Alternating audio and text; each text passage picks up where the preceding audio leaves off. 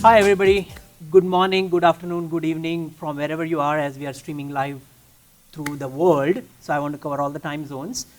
This is Abhay Borkar. I'm a director of product at NETGEAR. We bring all those nice looking awesome stealth fighter Nighthawk routers, and we now also have some services, parental control and cybersecurity services. So today we actually have a special guest from Bitdefender, our beloved partner, Mr. Alex Mallin, who also goes by Jay, and so I'm going to refer to you as Jay going forward. And they provide us the technology behind our cybersecurity service. So Jay is a chief security researcher at Bitdefender. That's right. So what does that really mean? So first of all, thank you so much for having me here. I mean, it's like this awesome opportunity to be able to talk about the partnership that we have with you guys. You're in this whole company. So as defenders, we need to understand the attackers, right? So with that in mind, in order to be able to stay one step ahead of everybody, we need to understand how attackers think, how they would do the next generation of attacks. And how they would do targeted attacks, more specialized attacks, more insidious attacks, more discrete attacks, all that stuff, all that bad stuff, right? And with that in mind, we have a number of teams that do research in this particular field. We call it offensive security, right? That's actually part of my main role within the company. It's to kind of work with a number of teams to do this offensive research, to try to understand how things may get broken, how bad guys may try to get into your computers, how the next type of ransomware is going to look like, and how we can add more defensive capabilities into our technologies to protect against future threats. Okay, so for our audience, so basically you kind of get into the heads of the bad guys and plan few moves ahead of them to see how they are trying to attack, and then what would your counter moves be and be ready for them. Pretty much. I mean, actually, I'm going to do a talk in a few days at DEF CON, which is actually going to be on next generation botnets. Wow. How the next generation of botnets is going to look like. And yeah, that's going to be pretty interesting, I hope. No, I'm sure. Right? Actually, today marks a very important milestone for our partnership. Almost a year ago, we actually launched our first firmware on first Nighthawk router with the NETGEAR Armor integrated, which is powered by Bitdefender, and now a year later we actually have it available as a firmware update on some of our other Nighthawk routers and our very popular RB Wi-Fi system. All a customer has to do is really download this firmware and just start the 30 days service by tapping on the security tile, right? This is clearly very important for our home consumer. That's one of the reasons why we got into this business partnership, and as you are kind of discussing just before the camera started, which is now a business friendship. Yep. Right. The reason is, when you look at cybersecurity, cyber threats, there are a lot of discussions out there with enterprise, with cloud, and everything else in mind, right? But what I strongly see is there is very little discussion on what it means for a home consumer. Did you know that at an average person in world spends almost 6 hours a day connected to the internet? Yep. I just kind of looking at this statistics, like I think they were saying in Philippines it's like 10 hours a day, and in a country like US it's like almost 6 hours a day. But if I may, that's 6 hours a day in front of the computer. But I would argue, but that's not necessarily accurate when we're talking about connected to the internet. Yes. Okay. Okay, because you may spend 6 hours a day in front of the computer, but your phone, for example, will be 24/7 connected to the internet. Yeah, it's always fetching something that next ding or bing or whatever the alert is, right? So really, then what are the types of cyber threats that this connected person needs to be aware of when they're browsing, when they're going about their life day to day, they're looking at all these social feeds. So what are the types of threats they should be aware of? Well, I'm gonna have to admit, this is like a very, very lengthy topic. We can spend like days and days talking about it. But I would want, I mean, if we're doing this to help you guys, I guess, understand how cybercriminals think and what you should be looking out for, and try to make it as simple as possible for everybody to understand, right? I would say that you would need to understand the division between two key things. One of them is, we call it delivery method, and the other one is the actual purpose of the malware. These are two distinct functions, if you will, in cybercrime. The functionality of the malware refers to what it's supposed to do. It can be a ransomware, it can be a banking Trojan, and we're going to get into that just a little bit. The delivery method is about how they try to get that particular type of malware onto your device, which can be, and this is very important, right? I would say that the main vector that they're using to deliver malware would be browser exploits. Okay. Browser exploits, application level exploits, refer to maybe you forgot to do an update on your operating system. Maybe you forgot to do an update on your Firefox browser. And then there was a vulnerability associated with that, and because you didn't do that update, they will try to exploit that vulnerability when you visit a website. So going to shady websites, we cannot prevent people from going to shady websites. I'm not going to say do not go to shady websites because you're going to hate me for that, right? So a lot of people go to different types of websites like, pirated movies, illegal movies, and whatnot. That I would advise against it, but I know for a fact that it's kind of tough to ask everybody in the world to not do that. There are different countries that do and don't. But if you have the proper updates on your machine, and if you have the proper defense mechanisms on your machine, you're going to be safe. So that's okay, But I would say that those sites are some of the main channels that are used by cyber criminals to deliver these types of threats. Now, I'm going to add on top of that something that's a little bit more dangerous, and that is legitimate websites. Yeah, see, that's exactly what I was going to ask, because the whole thing is like, you get an email from some bank, right? Yeah. And or it looks like Exactly. It's an email from bank, and it's an offer too good to resist, and you want to take that, save $100 off, or deposit $100, or it could even be an email or something that tells you, oh, your financial information is at a risk, call us now, or give me your information. Let me give you two examples. This morning, so actually like half an hour before we went live here, I got an email from NASA. True story. So I got an email from NASA about a campaign about getting your name to Mars, which sounds cool, and I probably signed up to that at some point, because getting my name to Mars is one of my life goals, of course. But looking at it, if somebody would have done that, that could have been a very nice phishing campaign. That would have been a very nice malware campaign, because it doesn't look threatening, it doesn't look suspicious. I mean, everybody, when you go like, your banking information, update your banking, people are starting to wise up to that, right? A little bit, I hope.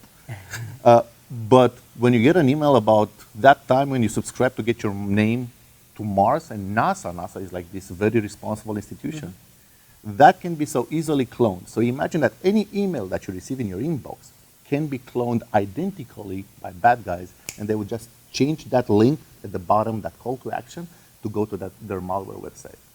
So that is kind of one thing. And the other one is about legitimate websites that get hacked by bad guys, and then they start to deliver malware.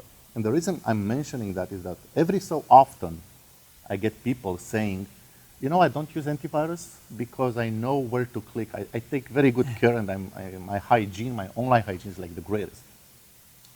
Unfortunately, it doesn't work like that, because every now and then, for example, we have this online TV station, right, where they will have like live video constantly broadcasting all kinds of news, music, and all that stuff. And they got hacked. People didn't know about that. And they were visiting that website and getting infected. And actually, at that point in time, only Bitdefender customers were protected against visiting that website. And again, that was a legitimate website. It was not shady, nothing illegal, no pirated movies, nothing, And only Bitdefender customers were actually protected against the malware that was delivered from that website. Well, so it's good, and now that NETGEAR Armor is powered by that Bitdefender technology, I'm sure the NETGEAR Armor customers would get the benefit of that protection as well, right? So how frequent are these legitimate website attacks, and like, how does Bitdefender detect this? How frequently does this get updated? Oh, I would say that it's in real time. It's not a matter of frequency. Okay. And to that, I have another story. I was in the Czech Republic doing a talk at one of the events there, and our partner from the Czech Republic told me, Jay, I have this big problem. Bitdefender blocks the Bitdefender Czech Republic website, which was managed by him. So we were blocking our own website from our local partner in the Czech Republic. And the way that happened was this. They got hacked, and our engines picked that up in a few minutes after they got hacked and started blocking it. And then arguably after they cleaned their stuff and they updated their WordPress or whatever they had there, we kind of whitelisted them and removed the detection from the cloud. So it happened instantly from the moment they got hacked. How? Well, a few people accessed that website, and then the engines detected that there's malicious content served by that website. They reported it to the cloud, and that was instantly used and benefited all the other Bitdefender users in the world. Yeah, and I think that's the key differentiator, right? Which is having it in the cloud doesn't mean you have to download databases of databases in real time to the router, affecting its performance. It's kind of done in the cloud, and because of the transient nature, it's not you're turning on and off. Like every time you do access, it kind of goes to against your cloud and checks real time to say, okay, is this safe? Is it not safe? And then you kind of, okay, you're allowed to go, you're not allowed to go, right? So even if people may sometimes believe that, hey, it's a safe website, I know about it, it doesn't mean it is always safe, right? It may be safe now, but it may not be safe like in 5 minutes. Yeah, and you talked about me knowing what website or what URL to click, right? But it's like, how do you control other family members inside your house? Just last week, my daughter got a direct message on Instagram, right? Yep. And she was like, she's saying she accidentally clicked on it, and then lo and behold, everybody in her followers got this direct message, which was, most people knew it was a fake message, so it was not no harm done. But I think that's the key. It's not just you knowing about it is enough. Everybody in your household needs to know about it. Websites could be legitimate. You won't be really able to distinguish it, and they're just getting clever and clever. So really, what's going on through the heads for bad guys? Like, what is in it for them? How big is the problem you're talking about? Well, it's a very simple question with a very simple answer and a very short one. Money. Okay. They make it's a multi-billion-dollar industry. I mean, let's look at the most prevalent types of malicious content that we're looking at right now, right? So, arguably, the most popular, quotes included, is ransomware. Okay. Because ransomware literally encrypts your hard drive, asking you for a ransom on your data, right? And I would like to use this opportunity to plug in an action that Bitdefender had in cooperation with Interpol, Europol, FBI, in which we were able to take down a ransomware ring, cybercrime ring, and then provide the decryption keys to a few hundred thousands of people, saving roughly, I don't know, $50 or $60 million in ransom money. And it was an interesting piece of ransomware, actually. It would ask you for more or less money depending on your profile. Oh, wow. So they knew enough about you to say, okay, how much money you may have to pay. Exactly. So they are not asking for a $1 billion. So if you're like your average Joe, they would ask you for $500. But if they saw like the word server in the computer description, they would ask you for $5,000. And if they saw like the word server and some big organization, they would push that up to $10,000 and so on and so forth. And we did the math when we said like $50 million save. We did the math just for the bottom line of the ransom money. So the actual sum could be much larger than that. Okay. So yeah, it's a lot of money. So one of them is asking you ransom for the data, right? And then another aspect is we call them password stealers. So what they're doing, they're planning a piece of code on your computer. You wouldn't know anything happened. And then they would harvest all your credentials and all the passwords that you have, like your Steam password, right? Or your NETGEAR password, or your Bitdefender password, your banking account, and all that stuff. They would pack that up and pull it in a, let's call it a bucket that would be up for sale on the deep web. Wow. And they would ask for a lot of money for that, and people pay for that. And yeah. All right. So yeah, so I think, it's kind of, we're already getting started, and, there is like a lot of really important information that's kind of coming across, right? How people can kind of protect their home network or think about the cyber threats and cyber security.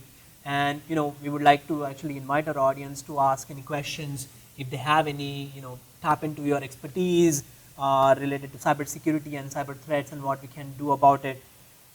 So, interestingly enough, right, like we always think about security and privacy as, two sides of a coin, right? Privacy is getting a lot more attention because of all the scams that are happening, and then, European Union has the GDPR, and now California has the new law for Privacy Protection Act, right? Some government crackdown. Why should people be concerned about privacy? How does that relate to security, and why is privacy important? What are some of the ways people can be tracked? This is a very tough topic, mainly because, historically speaking, every time security and privacy are in a very, very difficult balance. Every now and then you have to give up some privacy to have more security. Oh. So that's kind of the perception that people have, and for all intents and purposes, in some regards, is right. So at some point, I would want to touch on that as well, because it's kind of also a sensitive issue back home, because we have like this big media case happening.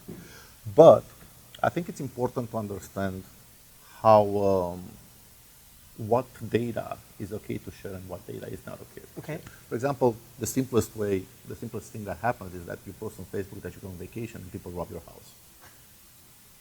It happens a lot. It happens more than you would know. So, I mean, put yourself in the mindset of a thief, right? You would have more success in a house that's on vacation, right? Yeah, and I think earlier, such a hard thing. People had to stake outside of your house to see that you're not at home, and now you're just advertising to the world, hey, I'm in Bora Bora for next 2 days or 2 weeks or whatever it is. Yeah, pretty much. And the reason people do that, and I'm saying it's not necessarily bad, but you do have to understand how a cyber criminal thinks. That information is insanely valuable for them. It's like it's golden. A house that's unsupervised, where people are away, where they don't have like security cameras, plug in Arlo. Cool product, I love it. So when they don't have like security surveillance cameras and all that stuff, and there's a number of those, right?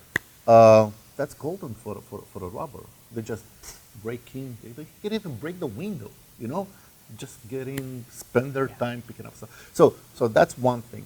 The other is a lot of this information that we're exposing can be used for something very dangerous called doxing. Okay. Now, doxing, if you want to look it up, it's with 2 X's. Okay. Is a phenomenon happening a lot on the deep web, where people will create a file about you. And the way this would work, and it's insanely creepy. So let's say that you post on Twitter, right? And you post on Facebook. And you have, for example, geolocation associated with your photos. Now, individually, that doesn't look like a big deal. But there's actually a tool on GitHub called Creepy, written in Python and ending with py, right? So Creepy would create a map with all the locations you've been at based on the geolocation tags from your photos. And again, while individually it wouldn't look like much, I did this to one of our colleagues from social media once. And I've said, at that date, at that hour you were there, at that date, at that hour you were there, and I created a map with her path, wherever she was. And that's when she realized how creepy actually that looked like. And people would create files about you from information that can be accessed, right? So that file is going to look like this. Your name, last name, your mother, your father, your current address, your previous address, your phone number, your dog's name, your car, the aliases that you go by online, where you work, the people you're associated with, and all of that can be pulled in from your online activities, and it's really insane. So when you do them individually, again, it doesn't look like much, but if you want to aggregate all that in one file, you're going to be scared, I guarantee you.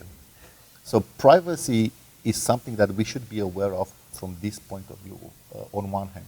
And on the other, obviously, there's a number of organizations that monetize us with or without our consent. Mm-hmm. They track us across all websites. You know, you can identify that you've been on a website and then on another website and then on another website, and companies can see that it's the same person having the same interests.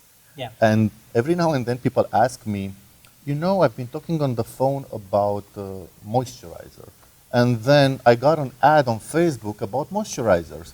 Do they listen to my phones? And it's, no, they don't listen to your phones, but you did search moisturizers on Google as well. And when you did that, then the entire world knew that you're looking for moisturizers, then you're going to get ads. If you want a funny story, if we have time, an insane service that I saw a few days ago.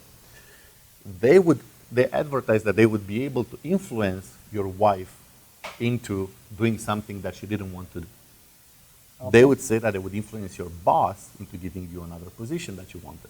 And they would say that they would influence a colleague of yours into quitting the job if you hated him or her. How did they do that?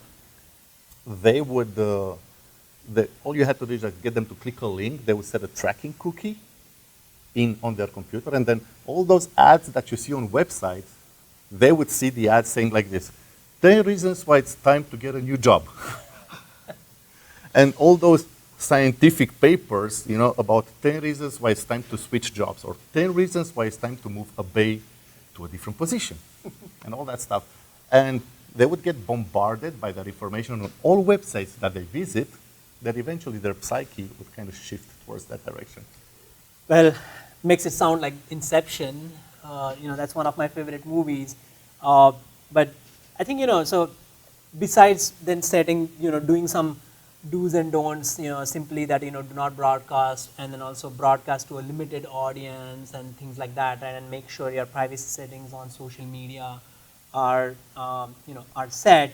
You know, you still see people trying to, you know, get swept away with apps like, you know, the Face app, which was a recent phenomena, right? Like, and then only slowly people started realizing that, hey, their policy allowed them to keep your photograph in perpetuity and you lose all the rights to your photograph, right? And that's serious. Like, as you said, like if you can track across multiple assets, now you're in your doxing, you're also giving them a digital photograph to say, okay, how you look like, right? Like what used to take probably, you know, hitmen maybe too lot of time to gather all those information. Now it's like, you know, you are volunteering itself. You know, recently I saw, you know, our customers got this new feature called anti-tracker. That's right. In the Bitdefender security software, right? And the great thing is it was available for all our active customers for both NETGEAR Armor and existing Bitdefender customers. Right. Yep. You know, just like a software update, and that's it. You have that anti-tracking available. What does that feature do, and why should people use that? Well, essentially, it gives you control over what websites can learn about you, right? It's extremely lightweight. It has absolutely no impact on your browsing experience, on your system resources. It's not negligible. It's zero, right, in terms of impact. But at the same time, it provides with a great benefit, right? It gives you the power and the control to not be tracked if you don't want to, right? So if you, I mean, we were talking earlier about how companies track you and why, to be able to, you know, if you expressed a small interest into something. I clicked on a single cat video on YouTube. I like cats, you know, who doesn't? But right now, everywhere I go, it's cats. And it's kind of damaging my love for cats. You know, I love cats, And now I get so many of them everywhere on all websites that it's it's too much. Please, internet, stop giving me cats. It's not cool. Hey, well, or somebody in the cloud, like, hey, somebody listening in the cloud, please stop serving him cats. Maybe you should click on a dog video. Oh, they will stop giving you cat or a mouse video.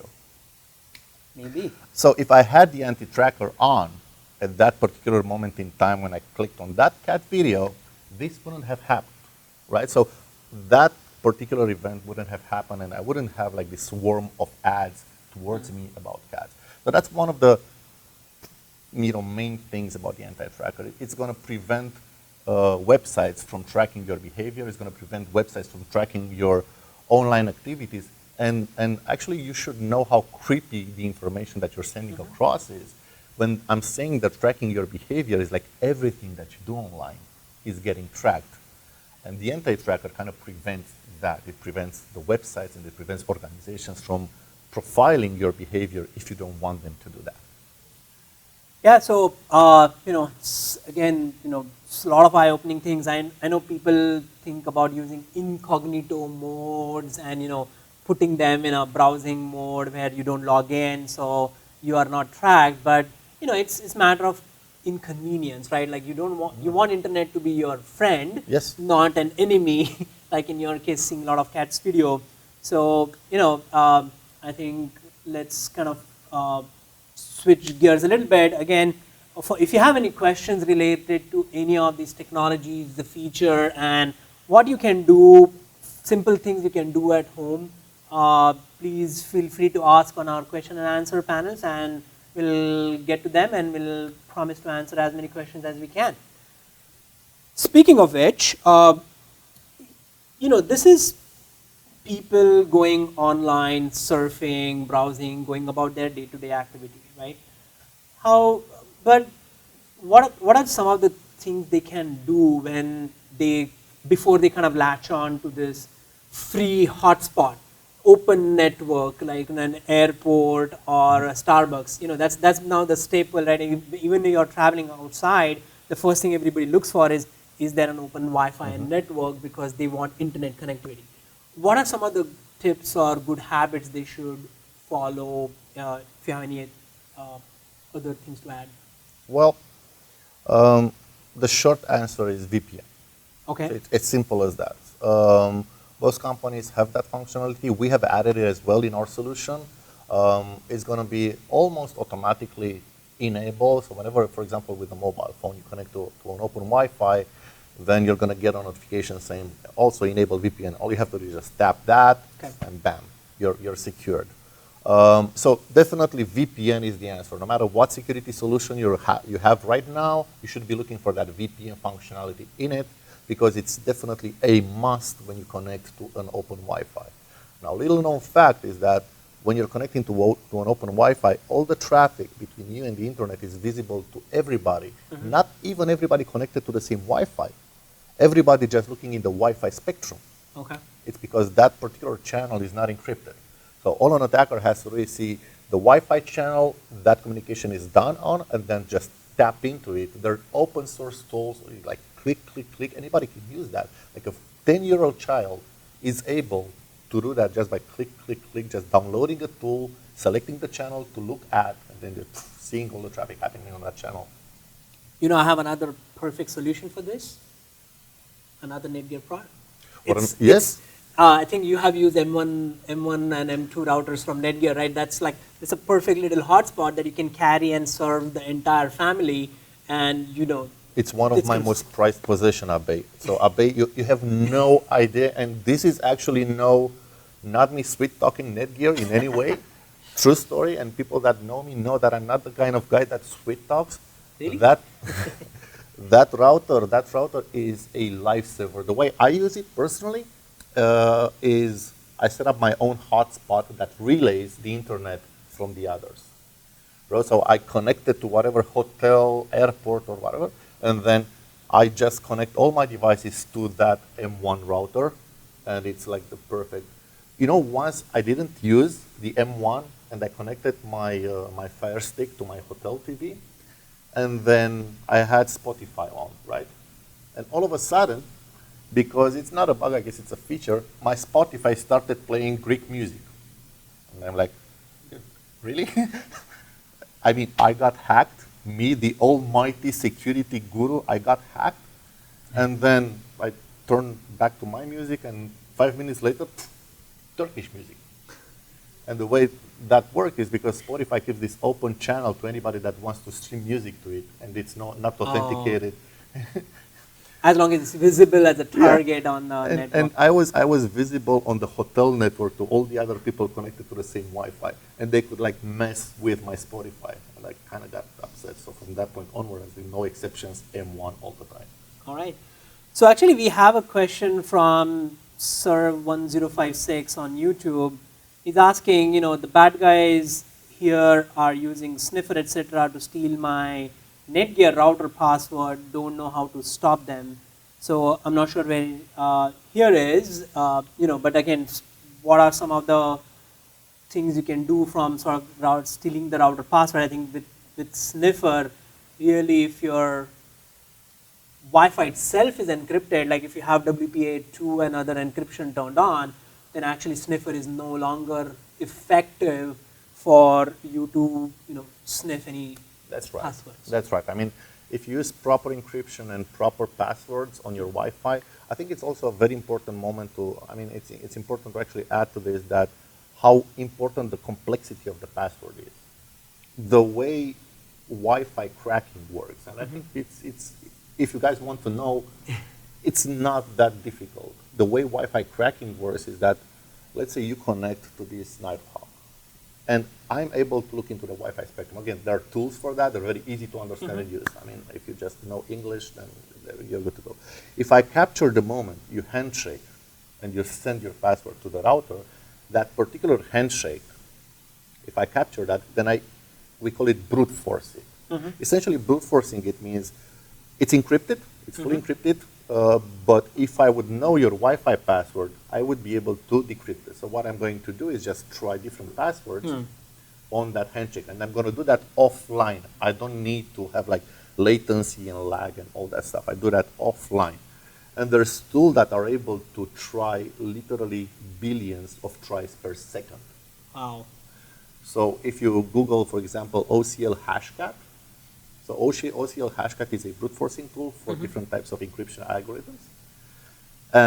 And also you can Google RockUTX. This is why it's so important to make sure that your password is not a common password. You know, the old saying, make sure that it's not a common password, it's because it's to defend against brute force attacks. If it's a common password, then somebody's going to say, okay, maybe it's password 123. And they're going to guess it. It's literally a guessing game where you have like billions of tries per second.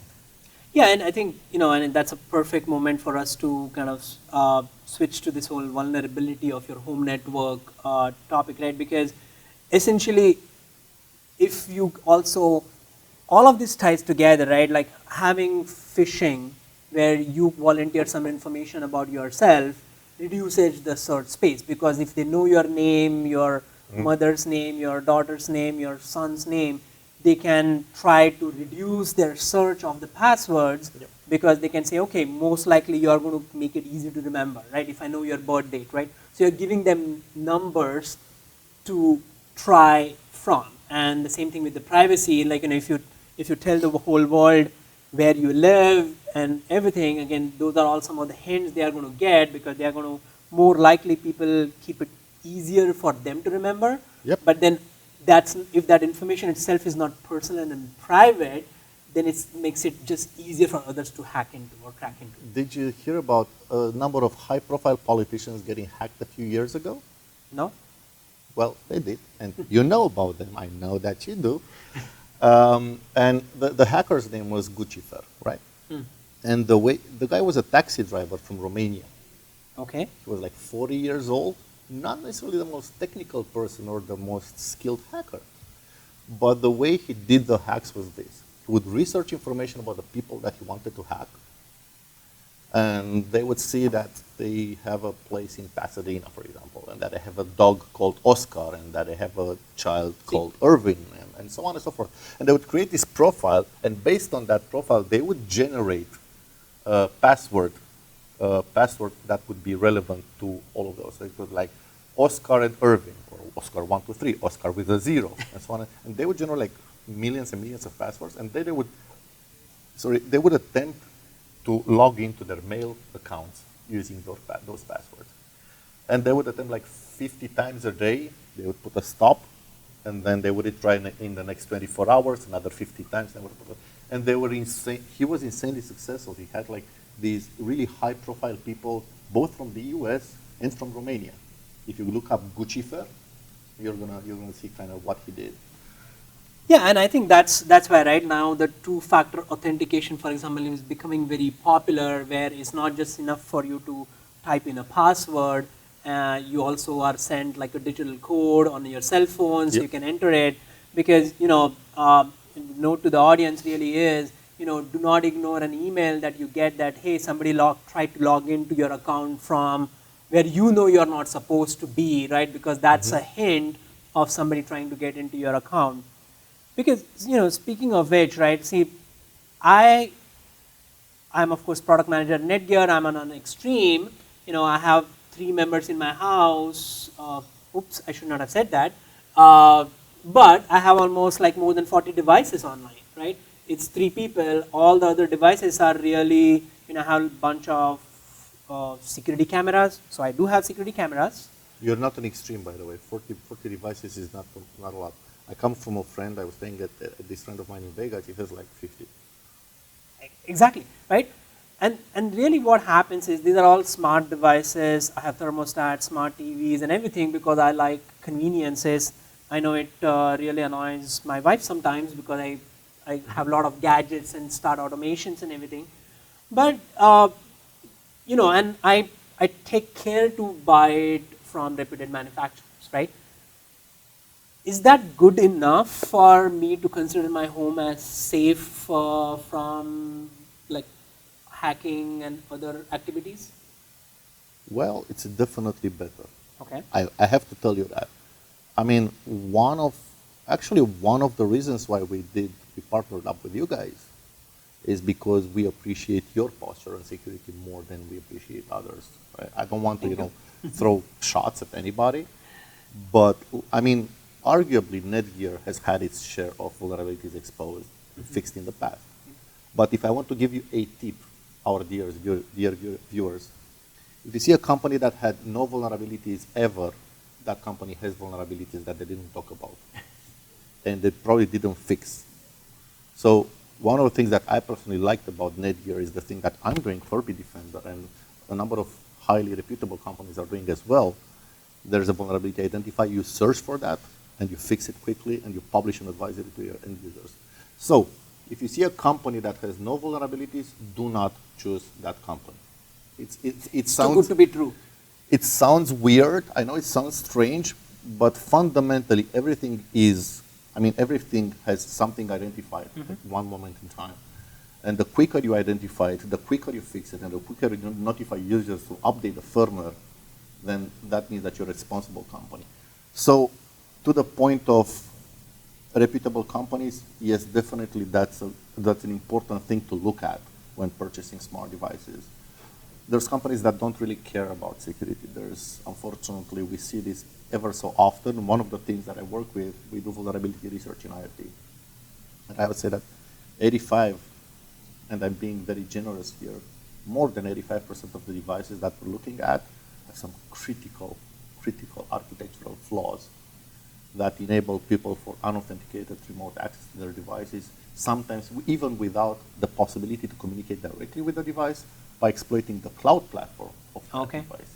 So we're seeing so much of that, unfortunately, lately. But this is why we're here, to be able to tell you about that and kind of in conjunction with you guys to prevent your customers and our customers from being hacked. Yeah, we actually have a question on Facebook from Pia, and basically they're asking, how do I change my password regarding Wi-Fi? So Pia, if you own one of the NETGEAR products like Nighthawk routers or Orbi, you can use the Nighthawk app or the Orbi app, and in the Wi-Fi settings, you can go ahead and change your Wi-Fi password. The main tip is to, based on our conversation, try to mix in as many words, have sometimes like a longer passphrase kind of approach, which is still easier to remember, because really what you have is the length of the password is one of the key things against brute force. The longer the password, the more time it starts taking, like, I mean, if power. if you set your password to "I really love my dog Oscar," and just throw some capital and an exclamation mark at the end, that's just fine. I mean, because that particular sequence of letters, of characters, if you will, "I really love my dog Oscar," with spaces and capital I and exclamation, 3 exclamations mark at the end, because you really, really love your dog Oscar. That's not going to be found in any password list. That's not going to be found in any word list. So that's kind of the key thing here. When people try brute force attacks, they simply go through the most popular things, and there's like billions and billions and billions of these passwords that are stored in text files. And all you got to make sure is that that particular phrase that you're using is not something that somebody would guess. Yeah. See, and I think this is where one other great benefit of sort of NETGEAR Armor, which has a different additional technology for vulnerability scan comes in, right? So, like, just the other day I got a notification on my app telling me that my printer has a open network, and I should do something about it, right? So I was able to research, I was able to download a new firmware, they actually had patched it, and I was able to fix it, so before any harm was done, right? So it just seems like these vulnerabilities and these like open ports and weak passwords and all these is just more like seems like a whack-a-mole, right? Like it keeps on coming up. It's never, it's like, you're never going to reach a state where there is nothing vulnerable anymore, right? So how does Bitdefender keep track of all this? Like, how do they keep on finding this stuff and again, updating this information? Yep. First of all, before I answer that, I want to emphasize your point about VA. So VA stands for Vulnerability Assessment. And I want to tell you guys why we implemented VA. Yep. Well, simply put, because people had printers like yours, right? And I remember I took my daughter swimming, right? And what do you do when you have to wait for 1 hour? You kind of see what's on the local network. So yeah, and they had all of these gadgets, and they had like, monitoring the temperature of the water and stuff like that. And they had these undocumented authentication management interfaces, undocumented management interfaces. Mm-hmm. If you just did a little bit of research, you could just get in with admin 123. And when I told their network guy about them, he thanked me because he actually had no idea when he set them up. He went to the web interface, set a password, and he thought that was just fine. And he didn't know about, for example, it was a telnet interface, right? So he didn't know about those other interfaces present on the devices. So that's how the whole VA project started. Our mission being to tell people about things about their devices that are not in the documentation and they should know about. Now, yeah, actually, that's exactly right. I think when we did the initial public testing of our NETGEAR Armor, right, it's exactly the same thing. Like, there was one of our beta users, they are very advanced, and they're kind of saying, hey, you have a bug in your implementation. They're like, why? It's saying my printer has a default username and password, but I'm sure my printer doesn't have any. And lo and behold, when he did investigate, it was an undocumented interface for convenience of some debug or there's just a backdoor left behind a manufacturer. Yeah, we call them backdoor. They call them service interfaces or support or some stuff like that. But it's ridiculous. I mean, you should not have something like that implemented into a product. And usually they have like even backdoor accounts. Like, so you said, for example, you said Abe, and then your password is, Abe is a wonderful human being, and we know that you are. But then there would be another account called support with the password support123. And you would not know that account is there. So these are the kind of things that we're checking for when investigating the devices on your home network. So how hard it is for you to kind of because, every day millions, I let's say maybe not millions, but hundreds of new devices enter the market, right? You may have sort of the voice assistants, now you have the smart plugs, you have the garage door openers, Bluetooth, entry doors. Again, these are some digital conveniences, and most people think they are secure. Like, if I have my door lock, that I can, turn on off remotely, so I can let my housekeeper in and so on, right? Or I know who's coming in. How do you keep up with that? Like, how do you attack that, and how do you keep the information updated? Well, it's not easy because Assuming, because otherwise everybody would be doing it. yeah, I mean, there's literally billions of types of IoT devices in the market. So the way we do it is like this. So first of all, in the most basic of things, we map the devices to call them ports, like open ports and services. So each device in your house has a number of open ports and services, and each one of those services has software. So each one of them, your smart TV runs Android, your thermostat runs Linux, and they have like exposed services. So the first thing that we do is just we look for the basics, like Open Telnet. Telnet being this hidden management interface. Yeah, so I think I've just for our audience, essentially, for taking one level, even simplifying, right? Basically, the fact that this new device is connected to the internet so that you can operate from anywhere needs it to have some of this network connectivity. Yes. Now you can choose to have as open connectivity or as secured connectivity. So the need is there.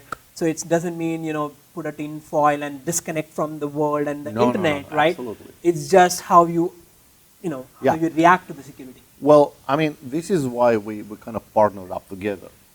So NETGEAR was this insanely secure router. Now it was about providing security for the devices behind it as well. And this is kind of where we wanted to come in and enhance that security with our expertise. So you guys are great at extending having the strongest Wi-Fi signal, having the fastest of speeds, and you're very good with security. We want to enhance that with our expertise, for example, right? For example, did you know that there's still 6 million devices worldwide exposed in the internet with, for example, Telnet enabled? So again, Telnet is this management interface that you can access with a console. Not many people know about it. The average user doesn't know about it. But for a hacker, and not a skilled hacker, a basically skilled hacker, is like this open door into your device. Literally open, just get in. And there's exposed in the internet 6 million of those. So what we're doing is that, for example, we're starting with checking with the basics. Is Telnet available on any device in the household? Is any kind of known backdoor available on any device in the household? So we start up with that. Then we look the services and the software on each device, and we look that up into online vulnerability databases. So essentially, if there's a known vulnerability associated with your smart TV, your thermostat, your smart power outlet, your light bulbs, or whatever, if there's a known vulnerability associated with that, we're going to tell you about that, right? And it has to be like critical to high. We're not going to tell you if it's something basic that it's not going to have an impact on you. We're only going to tell you if it's something like from critical to high. If somebody from the internet can get into your house with that. So that kind of covers about 80% of the vulnerabilities currently available. We also have this vulnerability research lab in which we identify new ways for hackers to break into stuff. And we work closely with the online vulnerability databases like MITRE, and we feed them with new vulnerabilities that we have discovered and new methods that we have discovered that enable bad guys to break into your stuff at home. So we do that as well. All right.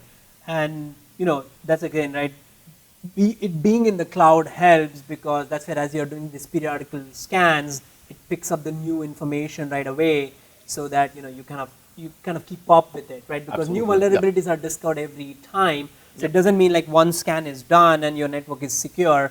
You are going to keep on buying new devices as well as new vulnerabilities are going to keep on getting discovered. Yeah, and the cool thing is that whenever you plug a new device, you don't need to do anything because the NETGEAR router is going to scan it automatically when it connects.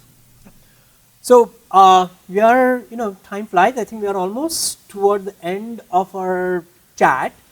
So again, if you have any questions on what we have been talking about, now is the great time to ask that question. So we can get to you. And if we finish before you get your chance to answer the question, still put some questions in the comment sections, and we'll get back to you with the answers.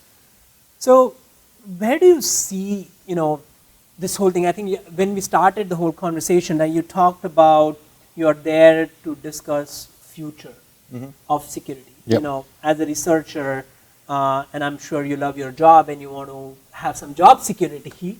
So where do you see the security field going from here for enterprise, but more like for consumers? Where do you go from? Well, if I was to simplify the conversation, I would say that enterprise is going to have a bigger magnitude of targeted attacks and APTs. For those of you who just opened the TV later, APT stands for Advanced Persistent Threat. It's that moment when somebody has been in your network for a year and you had no idea about it.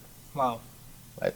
And they're been hiding in a camera on the ceiling, or in a sensor, or in a because there's like no display, there's no indication that somebody. Yeah, right. You almost remind me of Born Identity movies, kind of thing, like No, unfortunately, it's not a theory. It does happen. Okay. I mean, so APTs, that's how they work. They're going to just hide in a bunch of equipment that you have in the network and just silently lurk there, and that's an enterprise problem, right? But for consumers, ransomware is going to be king. So ransomware and password stealers. Because those are the ones that make the bulk of the money. But there's this growing and unstoppable trend of insecurities in IoT. And there's only so much that governments and institutions like FTC can do about regulating that. It definitely has to do with the kind of security measures implemented by manufacturers, and unfortunately, only a handful of them are security conscious. Yeah, and it's almost after the fact, right? The FTC and all that can go behind the bad guys. First of all, they have to detect. There has to be enough number of them, and then you have to find who the bad guys are and everything. But that's where, like NETGEAR Armor on your favorite NETGEAR router can just do that.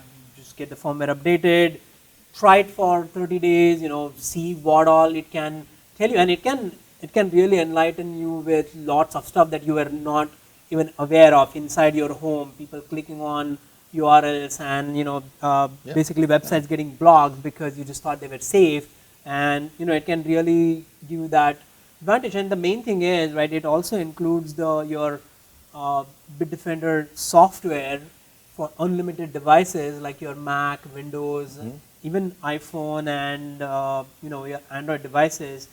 Which I know you just came out with Bitdefender 2020 suite, and it actually got PC Mag's Editor's Choice Award. So again, exactly. So what is it? Like? What's new in there? And Oh, where do I begin? I mean, just to clarify, we got it again.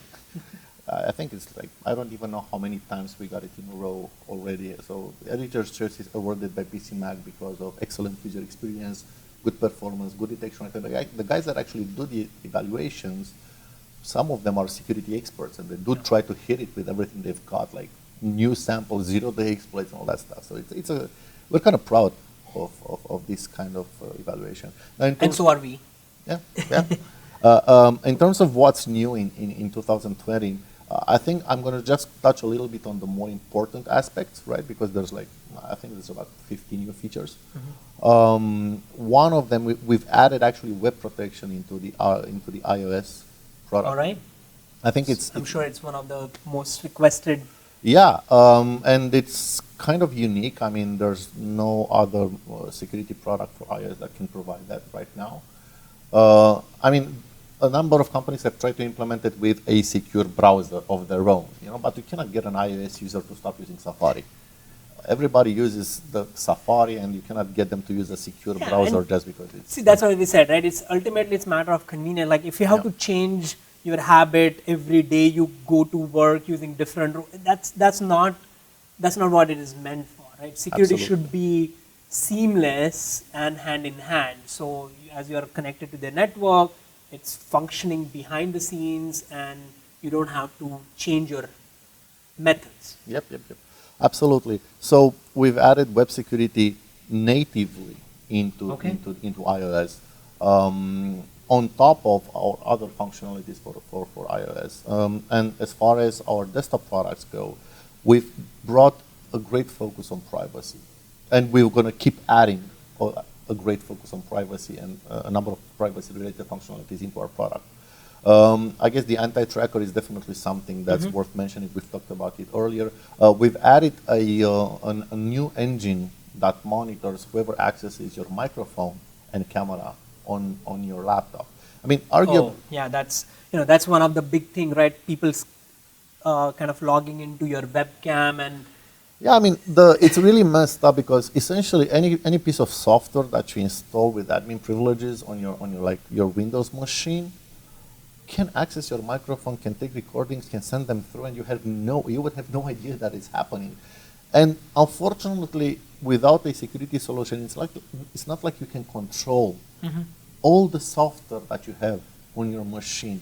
You have like software provided by literally hundreds of companies have stuff on your computer. And I don't want to, blow the horn on how important we are, but this is kind of why we're in business. Without a proper security solution in place, you would have no way to control if those companies misbehave. And sometimes it's not even in their control. Yeah. Maybe a company is well-intended. Did I ever tell you that my Twitter account got hacked? no. So it's about third parties. And I think this is a good time to talk about third parties. And again, why it's so important to have somebody to monitor everything that's happening on your computer. Except government. That's such a sensitive topic. I mean, even if we said that we protect you against Big Brother, people would not believe us. And I think that's a healthy attitude. I'm not saying either way, but I think it's a healthy attitude to be a bit skeptical about things. You do that. You have installed a piece of software, like I don't know, a new browser, or let's just say a new browser. That's a good example.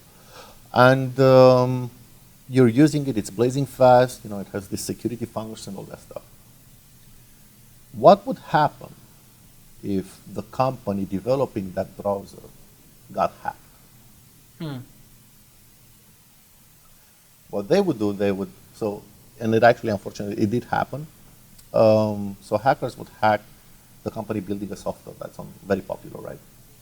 And they would push a backdoor into the code, and in the next update, that backdoor would reach everybody's computers.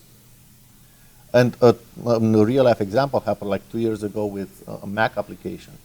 Mac users don't really feel that they need to install security solutions. It's a funny story. So a Mac application called Transmission, it's a very popular, if you're a Mac user, I'm sure that you've heard of Transmission. It's like this torrent client. And they've hacked the Transmission coding servers. And they've, and they backdoored Transmission. So for roughly over 8 hours, all the people that downloaded Transmission or update Transmission got affected by ransomware. So it's like perfect example of a Trojan horse. You thought it's okay to let it in, and you just didn't know, and even the company itself didn't know. So actually, we have a question from Facebook from Jimmy. I think he has a NETGEAR router that offers Armor, but he cannot get to log in. What do I do? Sorry, Jimmy, about that. I think we'll have to probably contact you. We'll reach out to you on your specific problem. This is one of those security and user experience struggle as well. Like we want to make sure it's secure, password protected, have longer passwords, but sometimes it just makes it harder for people always room to improve there. Always room to improve. So, but luckily looks like he has Bitdefender 2020 and the Bitdefender box. So I think for now he's good job, Jimmy. He's covered, I would say. And that's where if you want kind of convenience of having your router function similar to a Bitdefender box, then probably Armor is probably the best of both worlds Absolutely, for yeah. that, right? So Yeah, you're yeah, not yeah. managing more. Oh, now we have another question coming in. I think we are just talking about the laptop, right? So Anirudh from YouTube asks, nowadays laptop cameras have a power light. Can hackers disable it with software and still use the camera? And basically, can we identify when our microphone or camera is activated without our permission? Well, short answer is yes. It's an Though, LED. well, yeah, and that LED is controlled actually. It depends from laptop to laptop, I have to Of admit, course, right? of course. But you have to understand that there's a piece of software that tells that LED to light up, right? It's not just because the camera lights up. The controller for the LED is linked to the camera, but not controlled by the camera itself, so the physical component, right? Okay.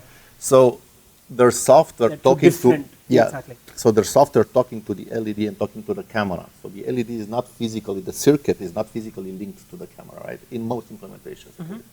So that particular control is controlled by software. If you can access the camera driver and tamper with it as a malicious piece of software, then yes, you can turn on the camera without the LED. If you can access the firmware of the camera, if you can access the firmware of the, anyway, so it can be softwarely. Yeah, done probably by that's the most software. obvious thing I would do if I were sophisticated enough to get in your camera. That would be probably one of the most obvious thing I would try to. But it's not common practice. Okay. And you want to know why? Right. What was the name of our viewer? That was Anirudh. Anirudh. Anirudh, I have to tell you, in my small world, the microphone is insanely 10 times more dangerous than the camera. Okay. Because it's one thing to have a camera pointed at a wall where it doesn't see much, Oh, I see. right? Or it just is your beautiful face, you know?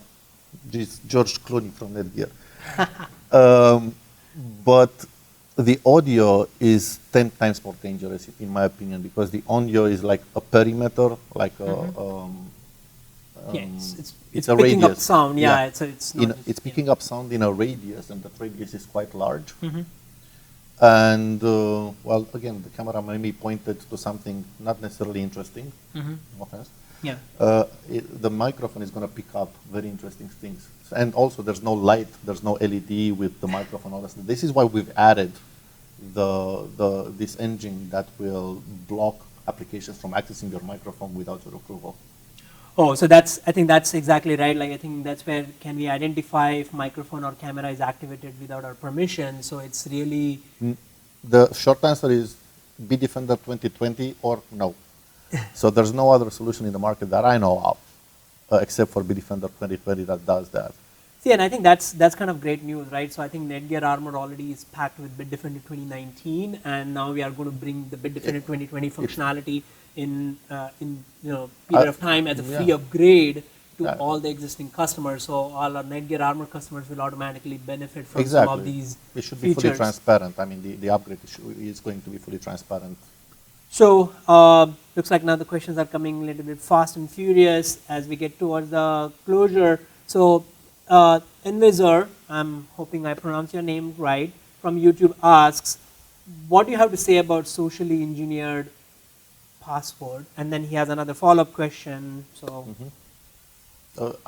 Are they not related or?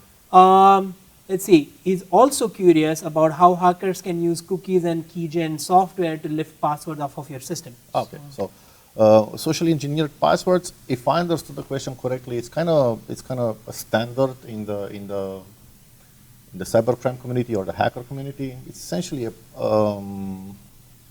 generating passwords using tools like John the Ripper. Again, there's a tool for that. There's an app for that, and it's what makes cybersecurity so dynamic today. Exactly. Right?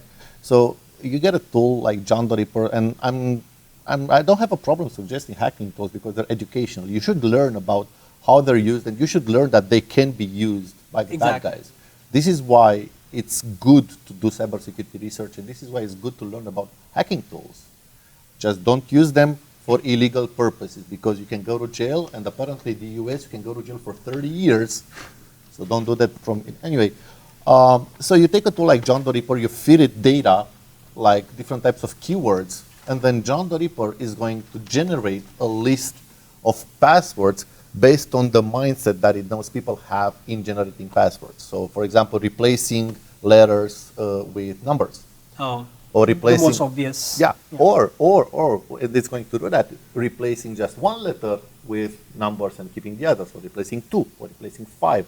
And it's going to iterate that process for all the logic that people use in coming up with passwords. Because if you automate the process, it's just from one word, it's going to generate like 10,000 variations of what people might think to twist that word in, adding numbers, adding letters, adding all that stuff but around that word. And you have to understand that we're using new technology and modern technology, you can automate to generate all the variations that the human mind could possibly conceive around a certain word. So this is, I think, what he meant by socially engineering passwords and generating passwords. So based on what I know about you, I'm going to probably generate a few million variations of passwords, and I'm going to have a very high hit rate. Reduce the possibility. Yeah, and I think exactly right, because he's saying how hackers can use cookies and keygen software to lift passwords, right? So it's essentially kind of, use the cookies to get, again, more information about you to be able to... Well, cookies are used to keep sessions. I mean, there's a number of types of cookies are used, right? One of them is advertising. And with our anti-tracker, for example, what we're doing is actually we're blocking trackers from setting cookies on your computer and disallowing websites from checking if you have those cookies on your computer. But cookies are also used to keep sessions, as we call them, when you're logged into a service. So when you go to Gmail or Facebook or Bitdefender or NETGEAR, you log on to the service, right? Now, in order for you to not have to log on each time you click a link or switch pages, we have this thing called session cookies, which keep you logged on. Now, the way an attacker would abuse that is that if I was to have access, and these are files on your computer, if I were to have access to those cookies, then I would be able to be logged on into your account to pretend that I have your session and just simply store them into my browser, and I would pretend that I'm you. Oh, okay. And I would instantly, when I open the browser on that website again, I would be in your account. So this is how hackers use cookies. And yeah, this is kind of, again, related to social engineering in some senses also, right? Okay, if somebody pretending to be you is asking your friend about some sensitive information, you're going to trust, hey, my friend is asking, so I should answer, right? But those are some of the things that... Your friend could be hacked. Exactly, right? So that's why, right, that's what I was kind of talking about, my daughter's Instagram account got hacked, so just because it is coming from her, I should still... It's like one of those things which is, okay, it's not usual. If there is anything unusual in the way things are coming in, emails, social networking messages or anything, you should get your sort of the antennas up and kind of be skeptical about it. I mean, skeptical is exactly the kind of word we should be going for here. I mean, we don't want people to be extremely paranoid because that would make them unpleasant. Do not be paranoid because you're going to be, I guess, nobody likes paranoid people. Except, I guess, doctors. I don't know. But skeptical is exactly the kind of state of mind to have at all times. It's healthy for you and for everybody. Yeah. So actually, looks like we just paid for your ticket to come all the way here. We have a shout out for Aniruddha. He says he's switching from Norton to Bitdefender. So you got your ticket paid. Oh, cool, man. $50. Yeah, so, it's been really great talking with you. Yeah, it's been fun being here. Yeah, we are out of time. Check out the cool mugs. Nighthawk, yeah. So here at NETGEAR, we basically thank you, all of you, for joining live for such a lively chat. Kind of, still getting around a tough topic, cybersecurity. It's not the most fun topic. I will not use any words that cannot be used live on the television, in the live streaming. But it's important, right? And while fighting the cyber threats, it seems like a very scary thing, as you kind of said. Hey, if the hackers have their tools to attack you, you need your tools like NETGEAR Armor powered by Bitdefender to defend you. Absolutely. Right? Yeah. And with all the technology that you provide in the back end, services like NETGEAR Armor will basically cover you 24/7, and by using sort of the Bitdefender security software included with your devices, even if you are not at home, it can do the anti-tracking and all that other functionality, even when you are, basically connected on these Absolutely, yeah. airport hotspots and other things, right? So, and that's where you get, just with a simple tap, you can turn these services on. You don't have to do anything. You don't have to buy another device, hook another thing into there, and so on. So, that kind of becomes a perfect solution. And we have another shout out, even Invisor also is going to switch from Kaspersky to Bitdefender. So again, now you can get your bonus. Yeah, man. I mean, that's an upgrade as far as I'm concerned. So yeah. And he's asking, actually, look, he's asking when is the next session on cybersecurity. I do have some thoughts in mind of things that we can touch. Yeah, and this is perfect, right? Basically, we wanted to get in front of our audience who may not be fully aware of what cybersecurity for home consumers is. What are the threats out there? Someone who may be aware of the threats, they may not know what tools they have at their disposal, right? So now that we have kind of covered sort of the basics of cybersecurity for home networks, surely we can actually look forward to having some sessions that can go a little bit deeper into more technical stuff. How it works, how it's done, that kind of thing. Exactly. Yeah. So that's all we have. I think we'll be kind of following up with a video on NETGEAR Armor following this one up. And as I kind of mentioned, right, if you, after watching the section again, if you have any questions or follow-up questions, feel free to add it to the comments on YouTube, Facebook, and all the channels, and we'll get back to you with our answers. And also, thank you very much. Also, if you're at DEF CON, feel free to look me up, hit me up on Twitter at JYMZU, and call me to grab a beer, I guess. Sure. All right. And a shout out for all the supporting crew here. Thank you for the setup, and Thanks, guys. It's been really good. Thank you.